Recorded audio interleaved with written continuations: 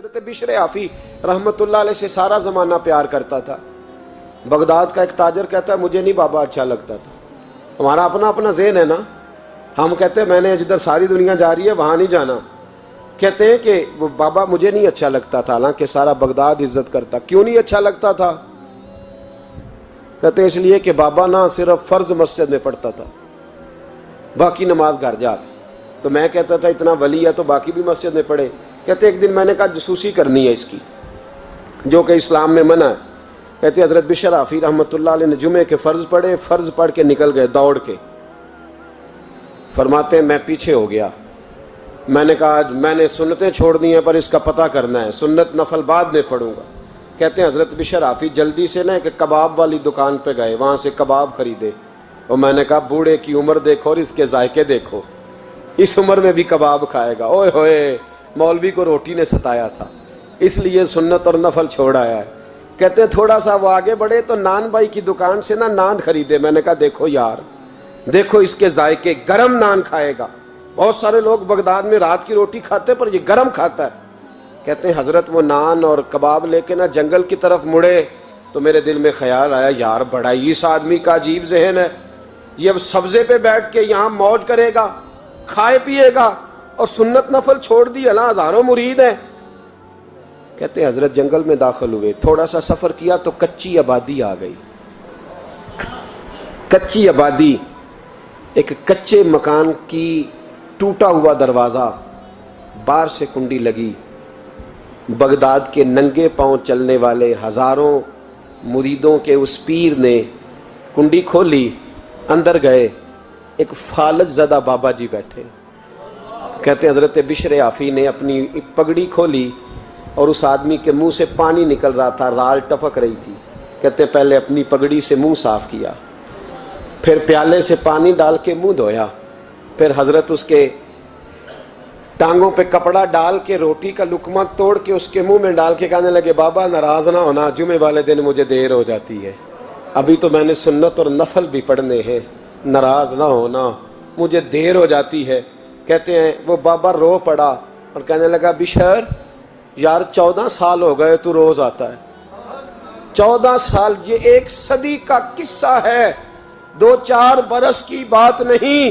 14 سال سے تو روز آتا ہے.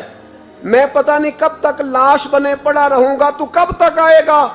حضرت بشر آفی نے بابے کے آنسو پوچھ کے کہا بابا فکر نہ کر, آج کے بعد یہ جملہ نہ کہنا کہ تو میرے لیے بوجھ ہے. فرمایا لوگ سمجھتے ہیں کہ میں نے عبادت کر کے مقام پایا ہے, لوگ سمجھتے ہیں میں نوافل زیادہ پڑھتا ہوں, دنیا جانتی ہے کہ میری رات کی تسبیح زیادہ مضبوط ہے, پر میں ان میں سے کوئی بات بھی نہیں. میں تو تیری نوکری کرتا ہوں تو اللہ نے میری عزتوں میں اضافہ فرما دیا ہے. سوچ ہی صاف نہیں, نظریہ ہی ٹھیک نہیں, فکر ہی ٹھیک نہیں. اسلام نظریے کا مذہب ہے, سوچ کا. مسند امام احمد بن حنبل کی حدیث سنی, حضرت انس بن مالک فرماتے ہیں جب انسان نے روزہ رکھا ہوتا ہے نا تو روح ویسے ہی پاک ہوتی ہے اس کی. میں نے یہ سوچا کہ کچھ باتیں ایسی کی جائیں جس سے تھوڑی سی سوچیں بھی تبدیل ہوں, کچھ سوچوں کا وضو, سوچوں کا غسل, افکار و نظریات کی بھی بات ہو. ہم سمجھتے ہیں کہ شاید کثرت عبادت اصل ہے. اقبال کہتے ہیں یہ ذکر نیم شبی, یہ مراقبے, یہ سرور, تیری خودی کے اگر نگہباں نہیں تو پھر کچھ بھی نہیں. تیری خودی کے اگر, اور پھر عام چیز نہیں کہا یہ ذکر نیم شبی, سویرے سحری کا ذکر, یہ مراقبہ, یہ جو تو گھنٹوں اللہ کی یاد میں بیٹھا رہتا, یہ سرور. کہتے بے کیف عبادت نہیں, سرور والی. یہ ذکر نیم شبی, یہ مراقبے, یہ سرور, تیری خودی کے اگر نگہباں نہیں, اگر تیرے نظریے کو نہیں بدل سکے, تیری سوچ نہیں بدل سکے, تیرا ایمان مضبوط نہیں کر سکے, تیری خودی کے اگر نگہباں نہیں تو پھر کچھ بھی نہیں. اور خرد نے کہہ بھی دیا لا الہ الا اللہ تو کیا حاصل, دل و نگاہ, دل و نگاہ, دل و نگاہ اگر مسلمان نہیں تو پھر کچھ بھی نہیں. دل و نگاہ. اقبال کہتے ہیں ایک دل کا کلمہ پڑھ, دوسرا نظر کا کلمہ پڑھ, ان پہ پابندی لگا. دل و نگاہ اگر مسلمان نہیں تو پھر تو کچھ بھی نہیں, کچھ بھی نہیں. حضرت انس بن مالک کہتے ہیں میں حضور کے پاس بیٹھا تھا, حضرت عبداللہ ابن عمر بھی بیٹھے تھے, کوئی بات ہو رہی تھی, ایک حجرے میں بیٹھے تھے, دروازے پہ دستک ہوئی. مسند امام احمد میں حدیث ہے نبی پاک علیہ السلام نے فرمایا انس دروازہ کھولو، دروازے پہ وہ بندہ ہے جس کو اللہ بغیر حساب کتاب جنت عطا فرمائے گا، وہ بندہ ہے دروازے پہ۔ حضرت انس بن مالک کہتے ہیں میں نے دروازہ کھولا تو بندہ دیکھا، غریب سا ایک انصاری صحابی، اور بندہ بڑا سادہ، وضو تازہ کر کے آیا ہے تو پانی کے قطرے داڑھی سے بہہ رہے ہیں، اور چمڑے کے جوتے اس نے لپیٹ کے نا تو بغل میں چھپائے ہوئے، آ کے اتحیات کی حالت میں بیٹھا، حضور سے دو چار باتیں کی، چلا گیا۔ ہم اس کا رنگ دیکھتے رہے اور مصطفیٰ کا کرم دیکھتے رہے۔ اس کو حضور نے جنتی کہا ہے۔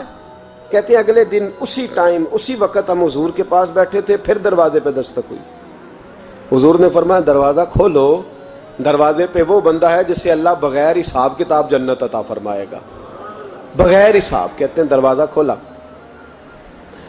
اور جیسے ہی میری نظر پڑی بندہ بھی وہی ہے جو کل آیا تھا، اور انداز بھی وہی ہے جو کل تھا، اسی طرح پانی کے قطرے، اسی طرح جوتے بغل میں، السلام علیکم، کل حضور فلاں بات کی تفصیل پوچھنی مجھ سے رہ گئی تھی، غلطی ہوگی، دوبارہ آیا ہو۔ اس نے اپنی گفتگو کی، چند جملوں میں بات سمیٹی، چلا گیا۔ فرماتے ہیں اتفاق کی بات کہ دن تیسرا، بندے بھی ہم دونوں، میں اور عبداللہ ابن عمر۔ حضرت انس بن مالک کہتے ہیں دونوں بیٹھے تھے، سیم ٹائم سیم ڈے۔ پھر دستک ہوئی، حضور نے فرمایا دروازہ کھولو، اور مسکرا کے فرمایا دروازے پہ وہ بندہ ہے جسے اللہ بغیر حساب کتاب جنت عطا فرمائے گا۔ کہتے ہیں کھل اٹھے ہمارے چہرے، باہر گئے، دستک ہوئی تھی، دروازہ کھولا۔ فرماتے ہیں مجھے یقین تھا وہی ہوگا جو 2 دن پہلے آیا تھا، اور میرے یقین کے مطابق ہی کام ہوا، وہی بندہ تھا جو کل بھی تھا، جو پرسوں بھی تھا، حالت اور کیفیت اور انداز بھی وہی تھا۔ پانی کے قطرے بہہ رہے ہیں، اور اس شخص نے جوتے بغل میں دبائے ہوئے خدمت میں حاضر ہوا، بیٹھ گیا، بات چیت کی، چلا گیا۔ حضرت انس بن مالک کہتے ہیں تھوڑی دیر ہوئی تو حضور بھی تشریف لے گئے۔ حضرت عبداللہ ابن عمر مجھے کہنے لگے یار ویسے کتنے اس کے نصیب ہیں، کتنے نصیب ہیں، کوئی آیا لے کے چلا گیا، کوئی آیا لے کے چلا گیا، کوئی عمر بھر بھی نہ پا سکا، میرے مولا تجھ سے گلہ نہیں، یہ تو اپنا اپنا نصیب ہے، یہ تو اپنا اپنا، اور نہ کسی کے حال پہ طنز کر، نہ کسی کے غم کا مذاق اڑا، وہ جسے چاہے جیسے نواز دے، یہ مزاج لطف رسول ہے صلی اللہ تعالی علیہ وسلم۔ کہتے ہیں ہم لوگ گفتگو کرنے لگے، عبداللہ ابن عمر مجھ سے کہنے لگے یار ویسے پتہ کرنا چاہیے یہ کون سا عمل کرتا ہے، پتہ کرنا، جیسے ہم نہیں پتہ کرتے کہ یہ بندہ بڑا چمک گیا، پتہ کرو کون سا کاروبار کرتا ہے، ذرا اس کی جاسوسی تو کرو۔ اور بندے بھی بڑے سمجھدار ہیں، وہ سائیڈ بزنس نہیں بتاتے، وہ کہتے ہیں وہ جو میرا علیحدہ ہے وہ نہیں بتانا، کہیں یہ نہ شروع کر لے۔ حالانکہ انسان کے پاس جو خوبی، جو اللہ نے اسے دولت دینی ہوتی ہے، وہ اپنا اپنا نصیب ہوتا ہے، وہ گھر میں بیٹھے بھی اللہ عطا کر دیتا۔ وہ کہتے ہیں کہ پتہ کرو کیا عمل کرتا ہے، تو حضرت عبداللہ ابن عمر کہتے ہیں میں اس کے پیچھے ہو گیا، اس سے سلام لی، تو میں نے کہا مجھے 2-3 دن کے لیے مہمان بنا لو گے، مان نہ مان میں تیرا مہمان، 2-3 دن کے لیے مہمان بنا لو گے؟ تو کہتے ہیں مجھ سے کہنے لگا کوئی گھر میں جھگڑا ہو گیا، کیونکہ پڑوس میں تو تمہارا، قریب ہی تو تمہارا گھر ہے، میرے مہمان بننے کو جھگڑا ہے؟ تو میں نے کہا چلو ایسے ہی سمجھ لو، پر مجھے مہمان بنا لو۔ کہتے ہیں میں 3 دن اور 3 راتیں اس شخص کے ساتھ رہا، وہ کتنا صدقہ کرتا ہے میں نوٹ کرتا رہا، نماز کتنی پڑھتا ہے، اس کا کیا، میں چاہتا تھا کہ وہ عمل مجھے ملے، اس کی برکت سے مصطفیٰ نے اسے 3 مرتبہ جنتی فرمایا ہے، تاکہ وہ کیفیات مجھے بھی ملیں۔ حضرت عبداللہ ابن عمر کہتے ہیں کہ میں نے کوئی خاص چیز نہیں دیکھی، وہ عشاء پڑھتا تو فجر تک بستر پہ کروٹیں لیتا، اور میں الحمدللہ اٹھ کے تہجد بھی پڑھتا، نوافل بھی پڑھتا۔ کہتے ہیں وہ 1 سپارہ پڑھتا، میں 3 پڑھتا۔ فرماتے اس نے 3 دنوں میں کھجور بھی صدقہ نہیں دی، کہ کھجور بھی، اور میں نے بڑے بڑے غریبوں کی مدد کی۔ میں کہنے لگا کہ عمل تو میرا زیادہ ہے اس سے، پھر خوبی کیا ہے؟ خاص توجہ کرنا، اسلام اور دین کا جو فکری اساس، جو فکری اساس ہمیں صحابہ نے دی۔ حضرت عبداللہ ابن عمر کہتے ہیں میں نے تیسرے دن اسے کہا بھائی اللہ تیرا بھلا کرے، تو نے بڑی خدمت کی، میں نے جانا ہے میرا کوئی جھگڑا نہیں ہوا تھا، میں تو بس تیرا عمل دیکھنے آیا تھا کہ تو عمل کیا کرتا ہے۔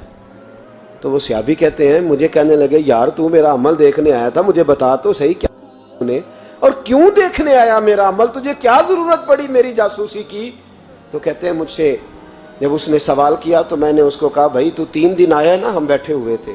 کہا ہاں میں آتا رہا ہوں۔ کہا 3 دن نبی پاک نے فرمایا اللہ تجھے بغیر حساب کتاب جنت عطا فرمائے گا۔ تو میں چاہتا تھا کہ میں ذرا جاسوسی کروں، ذرا دیکھوں، کھوج لگاؤں کون سا ایسا عمل ہے، آپ بھی ذرا دھیان دیجئے گا، کون سا ایسا عمل ہے، حالانکہ تو عشاء پڑھتا ہے اور اٹھ کے فجر پڑھتا ہے، میں تہجد بھی پڑھتا ہوں، تیرا سپارہ 1 ہے میرے 3 ہے، کون سا ایسا عمل ہے جس کے سبب تجھے جنت ملے گی؟ کہتے ہیں وہ صحابی کہنے لگے یار کوئی ایسا عمل نہیں، کوئی شے نہیں، میں اس قابل ہی نہیں، من نانم کے من دانم، جو میں ہوں مجھے پتا ہے۔ کہا پھر کوئی بات تو ہوگی، تیری مہربانی بتا دے، میں نے 3 دن 3 راتیں محنت کی ہیں، بتا دے۔ کہتے وہ کہنے لگے اگر تجھے بتاؤں نا تو پھر سن، میں جب رات کو سوتا ہوں تو اپنے دل پہ نظر ڈالتا ہوں، اور سویرے جب اٹھتا ہوں تو پھر اپنے دل پہ نظر ڈالتا ہوں، موبائل پہ نہیں، کنجی پہ نہیں کہ چابیاں کدھر ہیں، بٹوے پہ نہیں، میں رات کو سوتے ہوئے بھی اپنے دل پہ نظر ڈالتا ہوں، سویرے اٹھتے ہوئے بھی میں سب سے پہلے اپنے دل پہ نظر ڈالتا ہوں۔ فرماتے ہیں الحمدللہ میرے دل میں کسی کا حسد نہیں ہے، کسی کے بارے میں کوئی کینہ نہیں ہے، کوئی کسی کے بارے میں میل نہیں، میں اللہ کے ہر بندے کے بارے میں سوچ، نظریہ، فکر اچھی رکھتا ہوں۔ اور فرمایا میں تیرے بارے میں بھی عبداللہ یہی سوچتا ہوں کہ تو مجھ سے زیادہ نیک ہے۔ الحمدللہ اس وقت بھی میرا ذہن یہ ہے کہ انس بن مالک مجھ سے زیادہ پرہیزگار ہے، اس وقت بھی میری سوچ یہ ہے کہ محبوب کے سب صحابہ میں سب سے کمزور میں ہی ہوں۔ نابد عبداللہ ابن عمر کہتے ہیں میں نے اس کا ہاتھ چوما، میں نے کہا سمجھ آ گئی ہے، تیرا نظریہ، تیری سوچ پکی اور سچی مسلمان ہے، تو دل اور روح کا مسلمان ہے، تو نظر اور روح کا مسلمان ہے۔ یہ سبب ہے کہ اللہ کے رسول نے زمین پر چلتے ہوئے بھی تجھے 3 دفعہ جنت کی بشارت عطا فرمائی۔